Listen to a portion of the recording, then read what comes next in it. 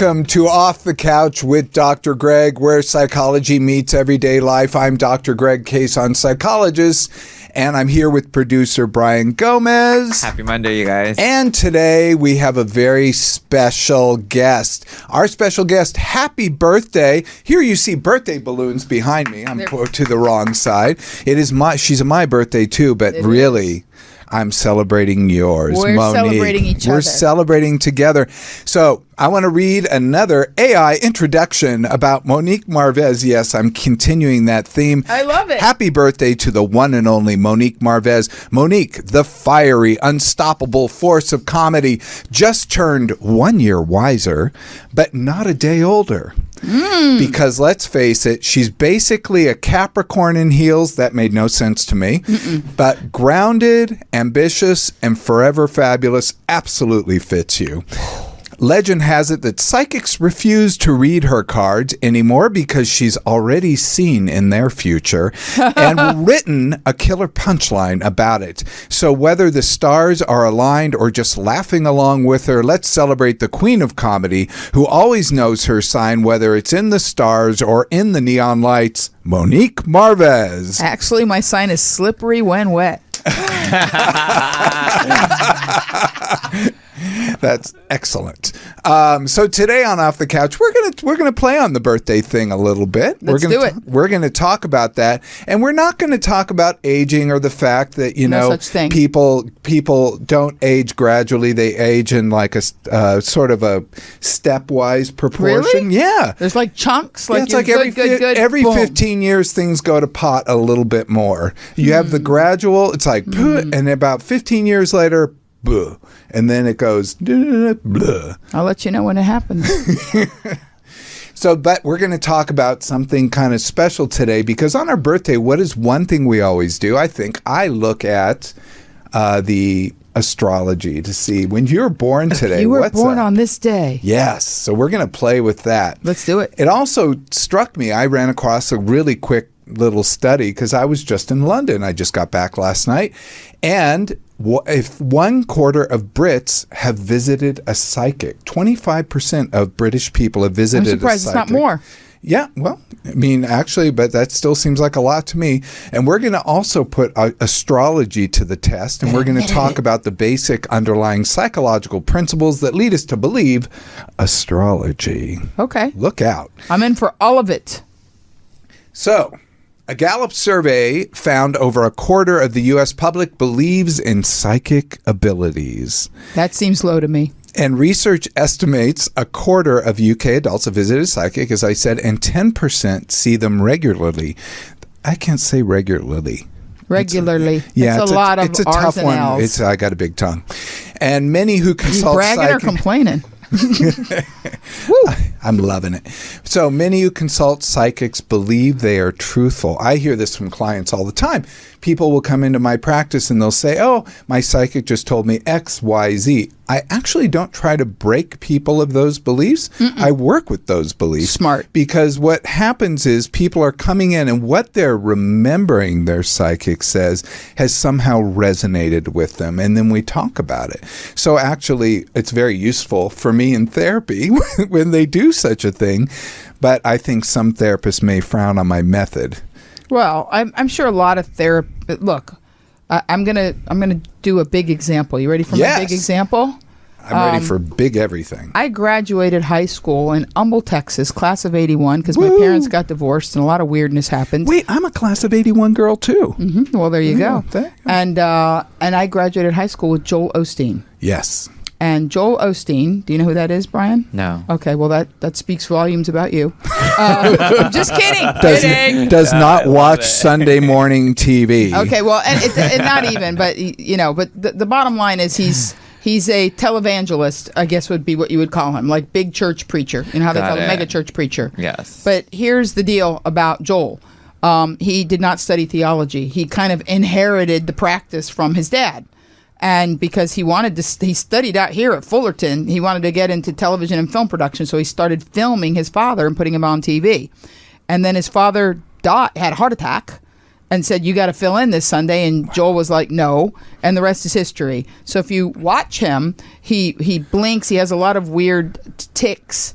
They've gotten less over the years, but he's actually the real deal. I've known him since he played basketball with my drama student friends. He's the real deal. Whatever you want to call it, whatever you want to call that intangible thing, whatever you want to call the star quality of faith, he has it. And because he's so super, successful, by the way, never asked for money. He's made all of his money, never asked for money. He makes his money from his books and his media deals. And if you are at a Joel Osteen appearance and you want the literature and don't have the money, they will give it to you. I actually, when I do comedy and I sell my CDs as comedy by contribution and tell people, look, I just want you to have it. Give me whatever you think is right, whatever you're comfortable with. I don't care. I've already been paid to be on the cruise. I got that from Joel because he doesn't have a set price for his material. I mean, he has a suggested price, but he wants you to have the material, which we'll circle back in the psychic part about that. But other televangelists that aren't nearly as successful snipe at him for never having studied theology, for being, a TV guy, for a multitude of things. The front dog in the pack is the one that gets his ass bit. And that's just, if you're in the back of the pack, no one's going to bite your ass. So it's true. If somebody's criticizing... Unless they're chasing you. Yeah, the way you do something. If somebody's criticizing the way you do something, by definition, they're behind you. They're behind you. So, I say that a lot because I have friends that have done things in amazingly unorthodox ways, but it has succeeded. And I always say they're just jealous. They're just haters. Just let it go. Yeah. I mean, you went to school. You have your degree. I did go to school, actually. So whatever you want. If you brought in a witch doctor because somebody was going to feel more comfortable with you analyzing them with a guy with a bone through his nose in the corner, then good on you. Well, I got over feeling competitive about other people because the minute coaches came on the scene, and when I was saying, a lot of people go and most therapists get master's degrees. Mm-hmm. Some even get less than that. Like they can go for these, they have licensed chemical dependency counselor. In Texas, you didn't even need to have a high school diploma. I got news for you. Tony Robbins barely graduated high school, and he's got a $500 million. No, this is very common. I went and got a PhD because it was solving my own thirst for knowledge. It was really my own hunger, and that I didn't ever feel like I was completed. And even after a PhD and a fellowship, I still felt like I have so much more to learn. So I have to say, a lot of people feel like they're walking into the profession with a gift. I actually felt like I have so much I need to mold myself into, and that's never really changed. That's one of the reasons I wanted to do the podcast, so I could because all I do is read research, and I'm just continually interested in it, and I was wanting to share that with people. That'll keep you young. There you go. The Q zone. Want to hear about the Q zone? What is the Q zone? The Q zone. I like to tell people I spent my 40th birthday with Quincy Jones. Oh, well, yeah. Because back amazing. You do know Quincy Jones. Okay, so but producer. If Brian didn't know, I would have to ask him. Amazing. Okay, when did you get to this country, and did you learn English through Rosetta Stone? So back in the day when I was a road comic, before I turned 40, you could drive to Cracker Barrels and get a book on tape, listen to it, and drop it off at another Cracker Barrel and get a credit towards another book on tape, because it was designed for truckers. But since I was a road comic, I was kind of a trucker. I was just hauling jokes.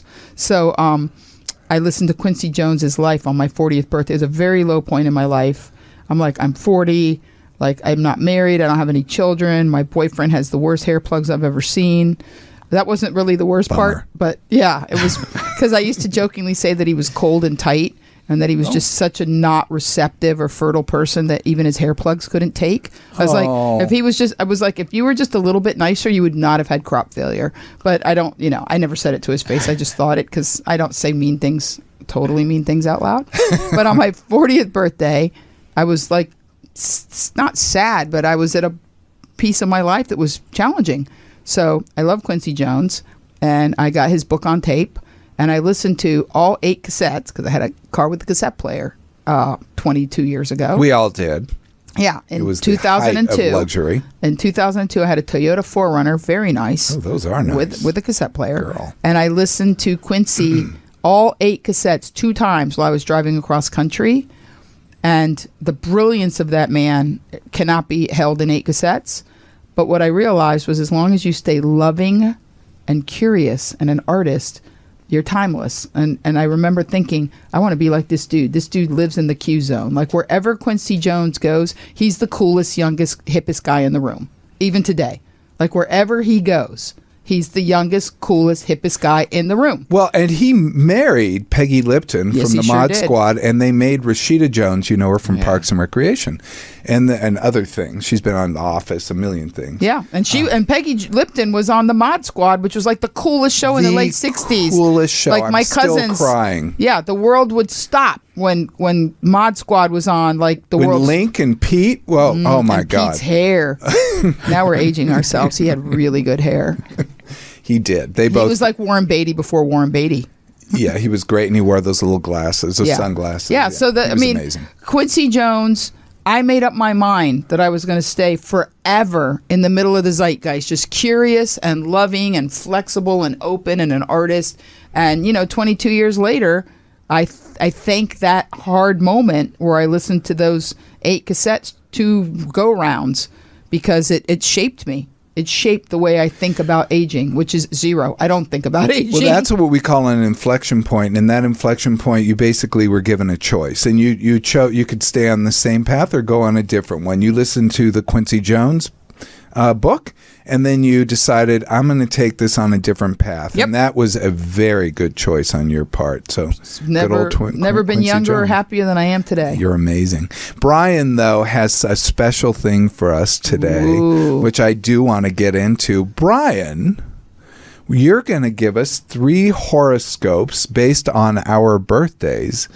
So will you tell us how you're going to do this? All right. So first, I will start with Monique. September I'll let 23rd. you go first. Now, can I say who else has my birthday? Yes. Julio Iglesias, Bruce Springsteen, Ray Charles, Romy Schneider, and John Coltrane. Yeah, that's pretty cool. Cool people. Yeah, I thought so. I have Truman Capote. That's very cool. What? In cold blood, Breakfast at Tiffany's? Are you kidding me? I'm not.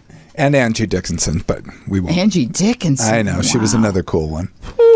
The only woman in the Rat Pack. Yeah. So I'm going to read off 3 different descriptions, and you're going to have to guess which one is your actual description for Okay. your birthday, okay? The first one is, you are a combination of a childlike innocence and great wisdom. They need to communicate their ideas through action. There is often a great deal of struggle in their lives, but they accept it with grace, knowing that they only become what they envision through the hard work or even sadness. That's one. Mm-hmm. The other one is, you are committed to excellence and achievement. Although they may have decided weakness for... They may have a...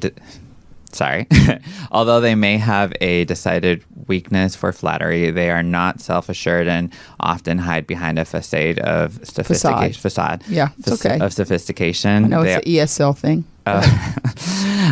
They also have wickedly entertaining sense of humor. And then the last one is, you are energetic, fact finder. These highly verbal people combine a love of learning with good taste, the hallmark of their sign. People manage to project an image of seriousness while still maintaining their charm. Though they may seem indecisive, it's simply their nature to weigh all aspects of questions. Okay, well, I don't know what they say I am, but I'm number 1. The first one. And I want to say before Brian weighs in, I was almost thinking number 3 because, yeah, you're a comedian, but you're pretty smart and you're pretty serious. I am serious when I'm not on stage. You are correct. So And you are correct, Dr. Greg. Oh, Dr. Greg picked me. Yeah, the third one is the last one. There you go. wow. Yeah. That's fabulous. How interesting, though, because, yeah. See, so let's you know see. me better than I know myself. Well, let's see if it holds. You can Go weigh the in other on way. mine. the other Okay, way. let's go. Okay, the first one for Dr. Greg is, you're a fascination of dreamer and of doer, and will always put their talents to work and in improving these conditions of those around them. They're essentially without ego. They are essentially without ego and have the ability to understand the feelings of others. So that's the first one. The second one is you seem to do everything by by your personality. They attract others to them, project an aura of youth and charm, and even seem better looking than they are. They may seem lightweight, but are actually emotionally and spiritually strong. They're exceptionally intelligent, yet don't need to be identified with it for their ego. And then the last one is... Sounds too good to be true, but... appears to be detached and aloof. But their personality resembles a volcano under an iceberg. With all their good grooming and perfectionist tendencies, they seem to have it all together, but are actually rather explosive. They are focused on achievement and are willing to put all else on hold. I'd say he's number one. It's the third one. No. That's what it said for yours. Whoever wrote that, they're... I wouldn't have picked the third one No, you're either. not explosive. I do, there. Okay, let's just talk about me. Suddenly he doesn't believe. We're going to talk about why we do this, and it's happening to me right now. Oh no. Because we're going to talk about can I just touch on these really quickly? You can touch on whatever you want. Oh my God, then come sit closer to me. Don't threaten me with a good time. I'm peaking hormonally. No, I want to touch because I want to touch. Because I'm finding myself falling into the pit of some of the biases that I wrote about for horoscopes. So horoscopes, we're going to talk about just a few of the psychological principles behind the belief in horoscopes and psychic readings. And I also want to talk about you. Oh. But what I'm falling into is the Barnum effect. This is the number one reason for our belief in both psychic readings, especially cold readings, where they walk up to you and they just go, I got to tell you something. Yeah, I got to tell you. Here it is. And then the second thing, which is horoscopes, which are essentially like cold readings, but they're done day by day. So it's called the Barnum effect or the Forer effect, which I didn't actually know that term. I'm always embarrassed when I don't know something. We always use the word Barnum effect. I'd be mortified all day. There's so much I don't know. Maybe it's 4A. But people accept vague general statements as personally meaningful. But I was kind of even doing something a little bit, which is confirmation bias. But let me talk about the Barnum effect first, because that's how it starts, which is horoscopes often use broad language that apply to a wide range of individuals. Mm-hmm. So, and this leads people to feel that description is specific to them. And I actually illustrate this with this particular statement with my own clients. I'll say, it's like saying you feel more insecure on the inside than you appear on the outside. Mm-hmm. That is something that applies to everybody. Mm-hmm. I don't care who they are. Mm-hmm. And people will go, oh, yeah, that's true. That's a Barnum statement. Look at you with a top hat. Oh, look at it. But the next was confirmation bias, which I found myself falling into. That was so interesting because I was like, yeah, I can kind of see that. I could kind of see all three. But then I was arguing with all three, too. Mm-hmm. I was like, no. Yeah, okay. But people focus on information that confirms their beliefs or expectations. Absolutely. And they remember accurate predictions and ignore the inaccurate ones. Like, I can't tell you anything else about that reading except one thing, which is that I'm an iceberg, which, let's face it.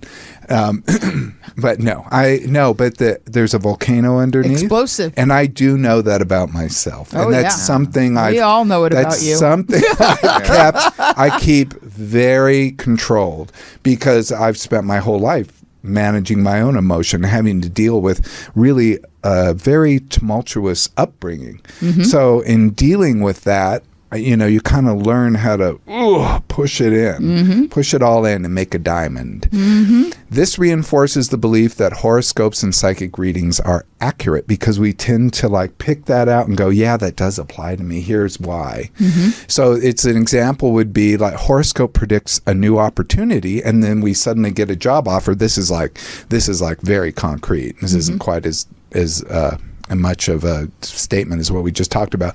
But if they say they're going to get a new job opportunity and then they get a job offer, they're like, oh, see, it predicted it. Not that you applied for a job several weeks ago. So, yeah, you're in line for a job. And, yeah, that's one new opportunity. So We often will apply things to that. The other is cognitive dissonance. I'll stop after this. But cognitive dissonance, people justify their belief in horoscopes and psychic readings to avoid discomfort. So we'll often go, yeah, that is true about me, because often they've invested in it. And even if you sit down and you turn to in the newspaper to you were born today and you read that thing, you've done a little bit of a commitment to learning about something. Well, cognitive dissonance in itself is something we can use a whole show on. It's fascinating. It is a whole show, and it really does cause a lot of problems. Incredible stress. Yeah, we downplay inaccuracies and contradictions, and we resolve the internal. That's exactly right. This helps maintain the belief in inconsistencies. So, examples after playing for a psychic reading, some may downplay inaccuracies and contradiction to justify their emotional or investment in the experience. Yes, sorry. It's 3:30, girl. Yeah. Now, it's 3:30. Okay. Well, let's do that, and then we're gonna very briefly. We'll just set it up, and then I'm going to tell a story applies to both of the things we're doing. My God! Yeah, we're gonna double track here, like my brain works. We're gonna double track because that's how I work anyway. Okay, so here we go. Go live. See, it's going live. Monique is accessing her live. I go live every show. day at 3:30, and I think today I'm almost at day like 1650 or something. I like the 50s and the hundreds. So, I mean, can you imagine? This is 4.5 years. I've missed 3 days for minor surgery in June of 2020. So soon people will start popping up. But while that's happening, I'm going to tell you a story. You ready? Yes. I'm going to take a sip of water. And you're going to love this about cognitive dissonance and why I don't do it. By the way, $1,650 is what my accountant charged me today. That's a lot. That's what I thought. That's a lot. You should share your accountant info with him. So I will. I have an excellent guy. I mean, okay, so here's what? Albert. Okay, Albert, you're going to hear a great story, guys. I'm at day 1647. 3 days to the 1650. Hi, Jose. So I'm on live with Dr. Greg Kaysen, and I've got you guys on a little thing here, which was so nice they provided. I'm going to tell him a story, so you're going to see my profile, but it's a great story. So you ready for the story? Yep. One of the reasons I learned not to lie to myself, and I'm so good at not lying to myself, is because I went to an Indian sweat. Have you ever done an Indian sweat? No. Okay, we might have to do it. Oh, yeah. So it will change you.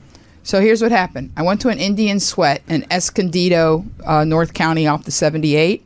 Now, number one. San Diego area. Yes, the Indian sweat was run by ex-cons. So everything I tell you in the story is going to be amazing.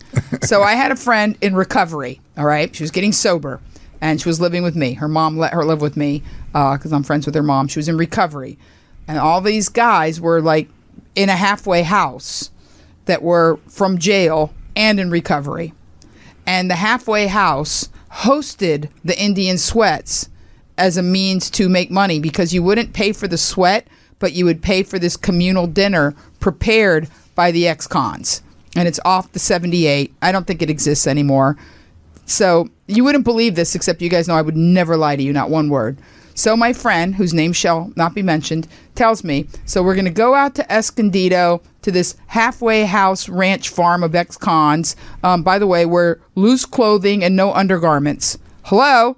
Because you can't wear anything with metal or zippers or anything in the sweat tent. So you have to wear like a gauzy hippie dress, and flip-flops or shoes that you can leave outside the tent. Mm-hmm. So we had the communal dinner. The guys could not have been nicer. The halfway house guys could not have been more polite and accommodating to the group because there's a group of us that are going to do the sweat that night. So we go out to the tent. We take off our shoes. I was very disappointed to find out that my medicine man's name was Tubby. I wanted him to have a really good medicine man name, but he was an overweight Native American called Tubby. So we take off our shoes. We go in the tent.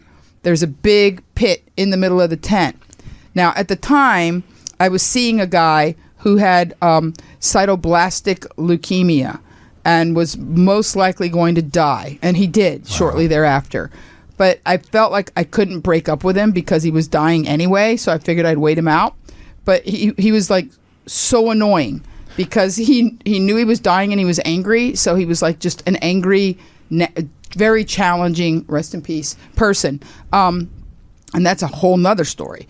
And I had this girlfriend female comedian, who had not done the work, because comedy is tragedy plus time, but you guys know I'm pretty even-keeled, nice person. She was a real challenge, right?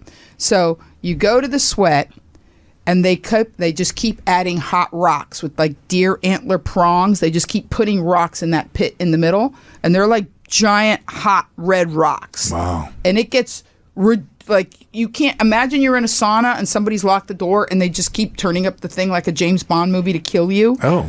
Like some people, one lady crawled out, like people faint, you know? Well, here's what happens.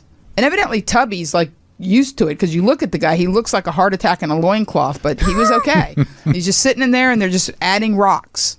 Here's what happens.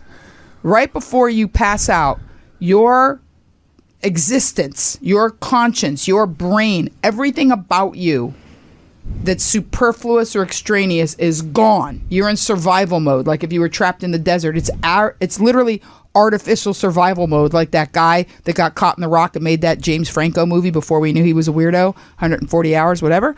So you get to a point where there is nothing in your mind but the most important thing to you besides living. It just happens. It's just the craziest thing. And then Tubby waits till you're in that state, and then he goes around the tent and he goes, what should we pray for? Oh. And he's, what's in your mind? What are you thinking? And I'm just going to say it because I don't care. When he got to me, he goes, what are you thinking? I'm like, Chester's got to go and Cynthia's a bitch. That was very specific. Because those were the things I was lying to myself. It's like, I can stand it until he dies. She's okay. She means well. It's all the lies we tell ourselves all day. And this girl had a lot of challenges. She's probably amazing now and rich and married well or whatever. But at that time, she would call me every day to talk about her hardships. She was an energy vampire.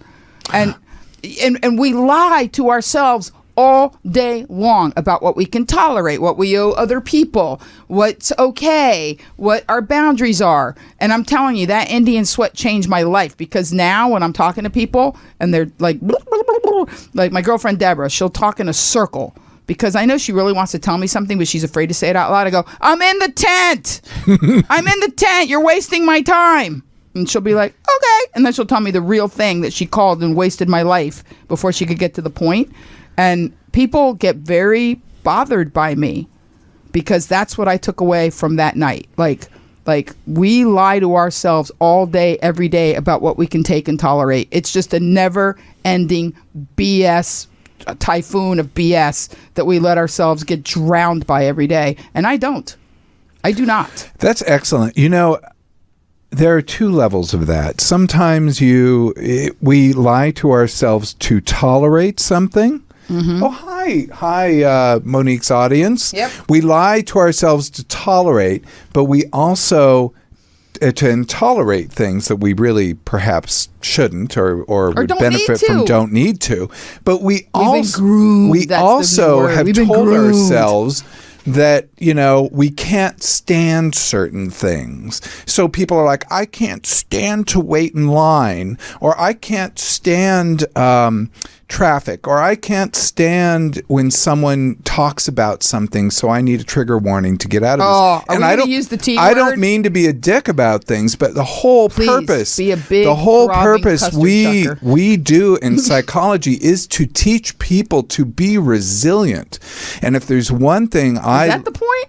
Well, that's one of them. It's not the whole thing. You know, I'm just spitballing here. But It's certainly a major lesson is we give people the tools to psychologically be able to handle things so that they can navigate the world much better to achieve their goals, to do what they want to do. Yes, Monique's hand is up. You might going to get your camera. Okay, and then I'm going to say goodbye to them. Question for Dr. Greg. Yes. How often, and I love the people that are on here, they're like the wonderful, my friend Jan Goldie's on here. She's saying Jan. jittery feet. I'm sorry, Jan. So relearn boundaries. So my question to you is, how often do people really grow the tools and walk away from the practice thinking, I'm a stronger, more resilient, more prepared person. What's the batting average? I can't tell you. I do get a lot of positive feedback from clients. I do not assess for like hitting a milestone like that. We're trying to achieve their goals.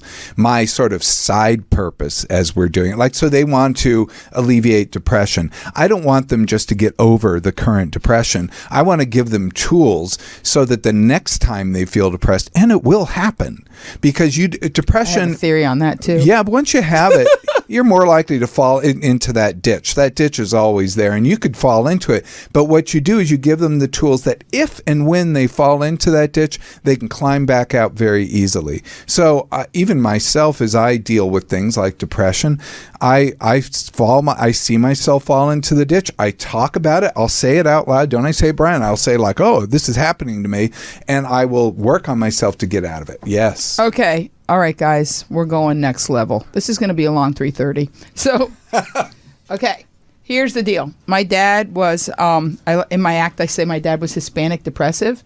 So here's the real thing about depression.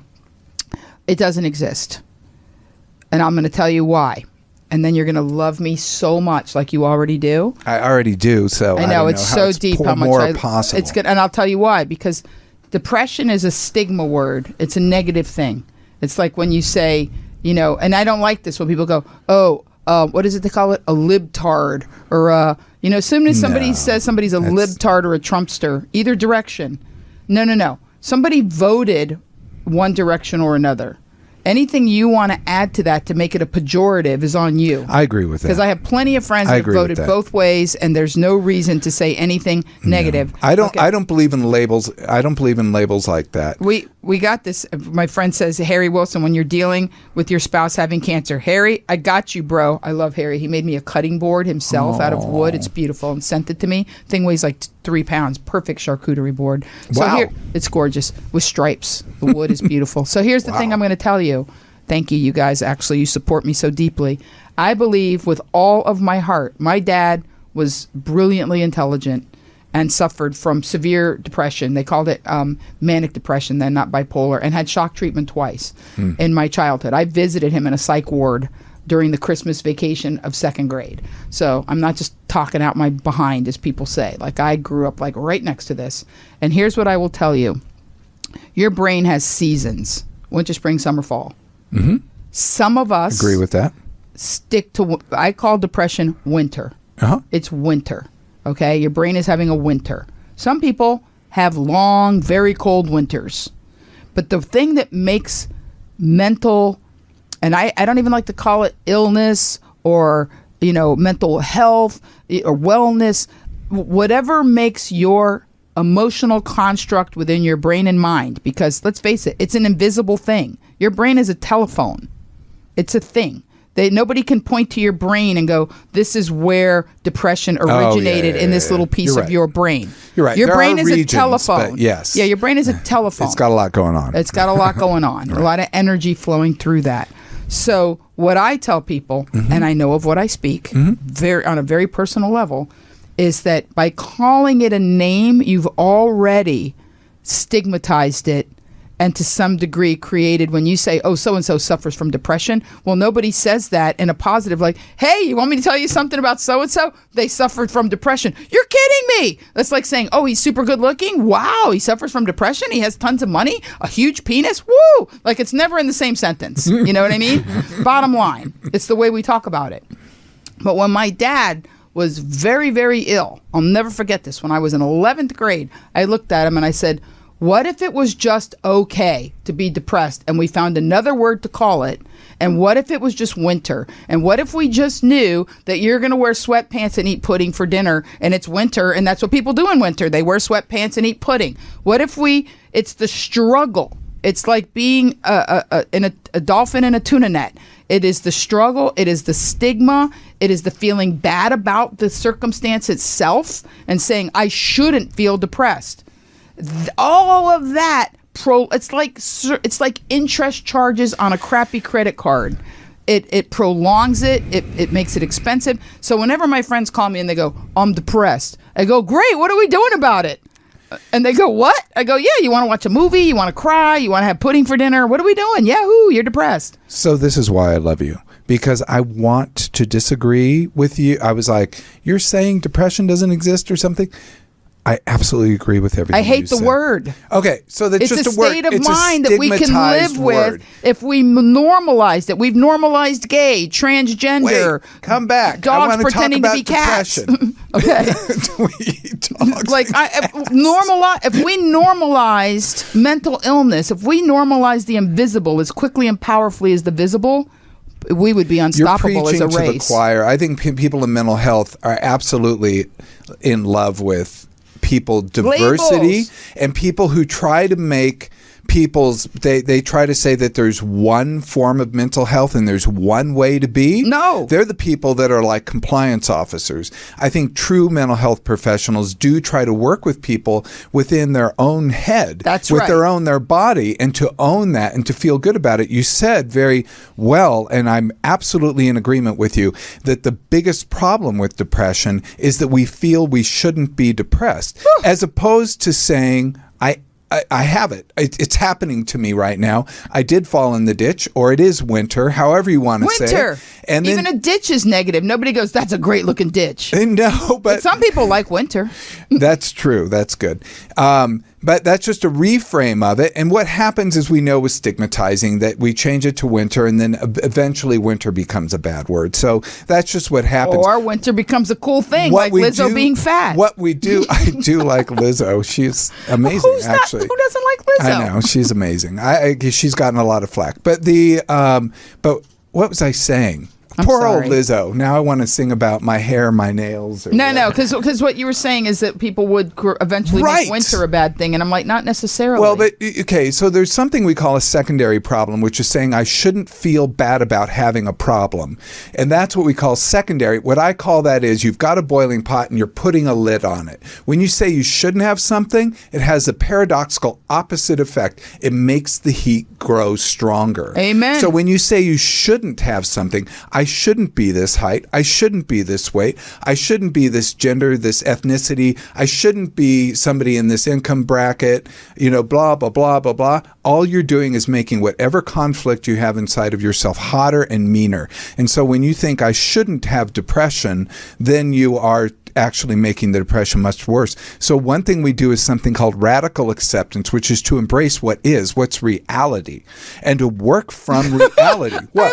I love psychobabble, because even radical acceptance is like, just understand it couldn't have gone any other way and be happy exactly where you are. Well, you can't tell people to be happy because they will choose many other things. Sorry, audience, but the bottom line is We'll finish up tomorrow, guys. Can I sign off? Yes. Oh no, I want you to finish the bottom line. You guys, the bottom line is love who you are and work on your own self. And it being depressed is not a fault; it's just a thing. Yeah. And you can Like get having through brown it. hair. And like having brown hair, or eventually going gray and just putting it brown. It's gonna with be a minute with a before- little bottle of brown. Why are you looking at me like that? No, I was looking at myself in the reflection. It happens, folks. Until tomorrow, and I'll finish up with you guys. Love hard, forgive harder, and get as happy as you can, as fast as you can. Bye, guys. There you go. So- but I think we're on the same page about Absolutely. depression. I think that's the hardest reframe in the world. Now, your dad was bipolar. That's a more severe than what I'm talking about, and I would never talk to somebody about. I would not want to just give tools, but with someone who has bipolar, the medication becomes a part of the experience, and also My some dad other was on thing. Thorazine, Stelazine, which is a terrible. Oh my God! When we went to Europe in the summer of 19, These are like it's like a Elephant tranquilizers. sledgehammer. Yeah. So imagine I am 9 years old, and we're going to go he's to like, Europe "Ugh." summer vacation, and my dad at 9, I was in charge of his pills. I would never forget it because there were brown ones and blue ones, right? I don't know which one was blue, which was brown, but I remembered he was on Thorazine and Stelazine. These are very bad things. And he had shock treatment the holiday season before. And here's the upshot of all of it, which is and he did this on and off for many years. So here I am, I'm 9. But by the time I was about 16, 17, so do the math, I said, what would happen if you just said, I want to do less of this medication and see how the seasons play out? And he was like, well, I never thought of that. I'm like, well, think of it now. So he started taking less and less and less and less. And by the time I was 23 or 4, so let's say, over about a period of a decade, my dad eventually went medicine, all psychotropic drugs free. I mean, he took aspirin, stuff like that. But when he felt a wave of whatever word you want to call it, he would lean into it, just like you're surfing against a big wave. He would lean into it, and sometimes he would be very depressed. I'm going to use the word so we all are on the same page, for a week or a month, or it didn't usually go any longer than that.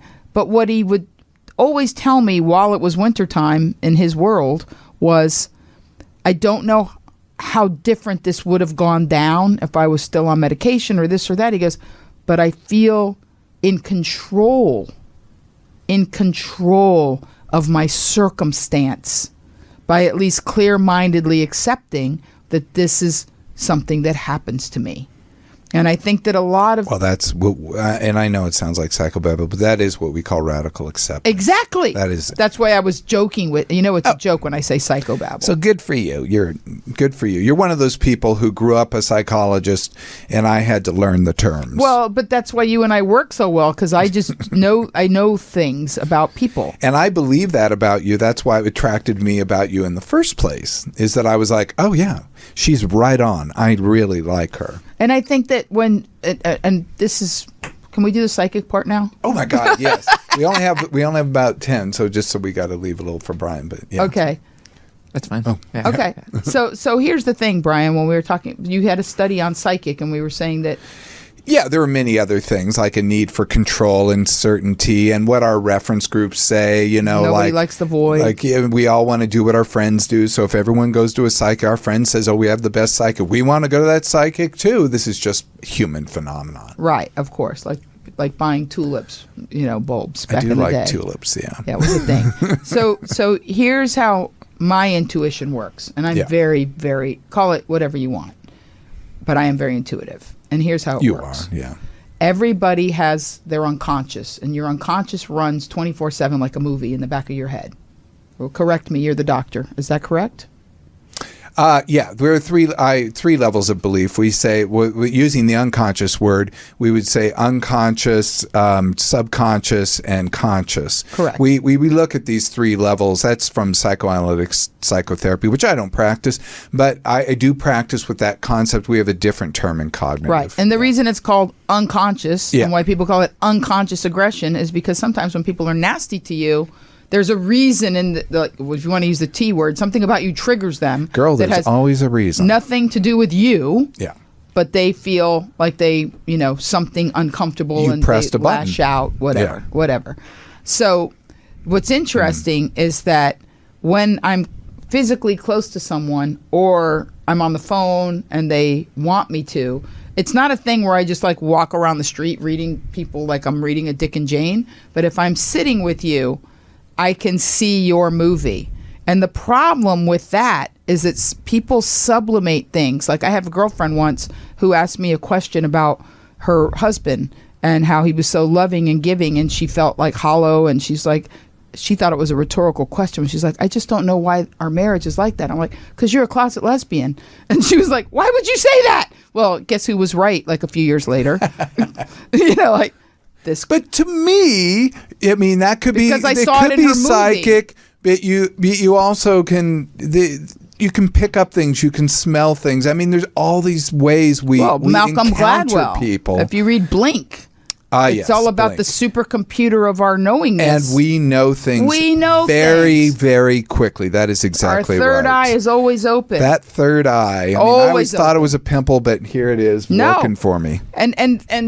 And whatever the thing is, you will find that if you trust yourself and tell yourself the truth, which is get rid of the superfluous, you're back in the tent, there are reasons why you love people or get along with people or have an affinity, and it's because their movie matches your movie. There's something about, you have an unconscious agreement. I have a girlfriend who's very, very wealthy.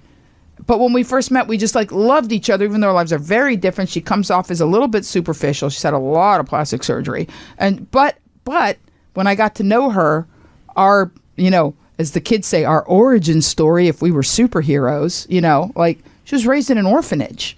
Wow. And a whole lot of other stuff happened to her before she became the person that I know. But one day we were eating dinner and I looked at her and I said, the reason we get along is because both of us had childhoods with no margin of error. We had to get it right the first time. Wow. And she looked at me at crustacean over a, you know what I mean? Like, and her eyes, she goes like, that is so well said. Like, I can't even tell you how powerfully that she's like, say it again. I get, we had childhoods with no margin of error. We had to get it right the first time. And that's why we resonate, because on some level, we are, when they say like kinds attract, it's because if we're honest with ourselves, we know the movie. We can see each other's movies. We just don't choose to, because then we'd have to make all kinds of decisions that may be like, that guy's so cute, but you really shouldn't sleep with him. He's a bad person, but he's so hot.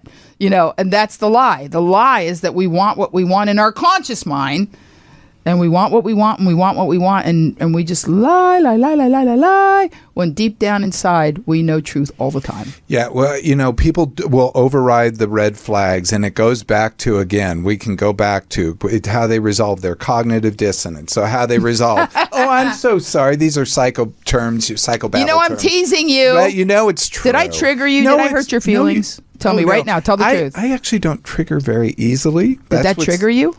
No. Okay, good. No, but only because I have friends that go to therapy and all of a sudden all they want to do is spew what they heard to make it okay to be a jerk. No, I'm just trying to clarify in my own world. It's sort of like you're speaking, Swahili and I'm speaking French, and I'm like, oh, that word in French is this. Terms. Yeah, That's we're clarifying terms. That's all. And actually, I apologize, because now that I've said it, psychobabble is never said in a positive way. It's a pejorative for someone who has studied the terminology. I actually don't care about that. I get Isn't it, that funny? But you know what? I would never want to say anything towards you that could be in any way construed as a pejorative. Sweet. I have often pointed out that psychotherapist really is psycho the rapist. Spell it out. And I don't know why people don't make more of that, but it really concerns me. Psycho the rapist. Yeah, and people have it on their door. That's why I'm a psychologist. Yeah, I like it. Can't really screw with that one. Yeah, technically. Well, Brian, you had something for us? Oh, yes. Oh, my. Well, since it's both of your guys' birthdays, I picked Hercules. Brian is doing something very I haven't even looked in the box. Special. He's open. As you hear the crinkling of a bag, Brian is pulling out a big box from Magnolia Bakery. Magnolia? Which, if you live in New York or now LA, is Magnolia He Bakery. went to Magnolia? Is considered one of the very best bakeries, period. There's always lines around the block. Here is our cake. Guess what? Not vegan, not gluten-free. No way, girl. We're doing full fat here. Yeah, we're going. We're doing We're all the swinging. I'm having all the gluten, all the sugar. We're doing all the things. I want all the things. All the things. I want all the sparkles. So thank you, Brian. You're welcome. You guys deserved it. It's your birthday. Thank you. Yay. Birthday. Who would Big think we'd be a week apart? Oh, exactly a week apart, and we're both Libras. I'm on the cusp, so we're both Libras. But let's face it, Libras are the best. We are. At least balanced. that's what I want to believe. Absolutely. And you know what? What I want to believe is just what's going to happen. Amen. Now we're talking. Okay. Well, gosh, this was such a good conversation. I'm sorry that we have to end it because, damn, you have great things to say. And I want to say, too, I've said this before, I used to listen to you on the radio and loved you. I never in a million years thought I would meet you. That we become besties. You were a disembodied voice to me that I just thought was great. So. And now we're besties. We're besties, girl. We're BFFs. Yes. There you go.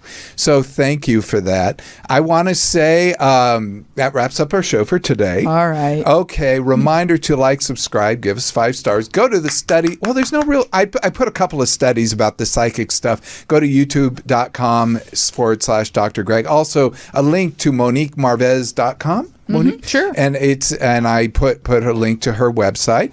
Monique is I went to London. I gave her a little I know. Okay, I have to show you because I was loving on it. so A bear from cute. Harrods. It's a little okay? bear from Harrods. If you've watched The Crown, you know that that guy owned Harrods. Oh, right. His son died. Right. Yeah, that guy. Oh, right. Dodi Yeah. Fayed's Yeah, that guy. father Yeah, owns Harrods. shall remain nameless. Yeah, he's still alive. That I old forget dude. his name. Yeah. Yeah, Dodi Fayed is I don't even know his first name, but it's Fayed. And he's like 90. I think he might still be alive. Yeah. Well, Harrods is happening, let me tell you. Well, he sold it. It's But not his anymore. I still went to Harvey Nicks as well, which is they're a little competition. Woohoo. So also, if you have any questions or topics, hit me up on socials at Ask Dr. Greg. So this is Dr. Greg, Brian, and the incomparable, amazing Monique Marvez bidding you farewell. And we're going to do Monique's outro today. Can we do it? Monique's special outro. Love, Brian. Love hard, forgive harder, and get as happy as you can, as fast as you can. Oh, I screwed that up. That's Get as okay, you got happy it as you can, perfect. as fast as you can. Yes, there you go. You got it. You had it. Thank you. Yeah. Always.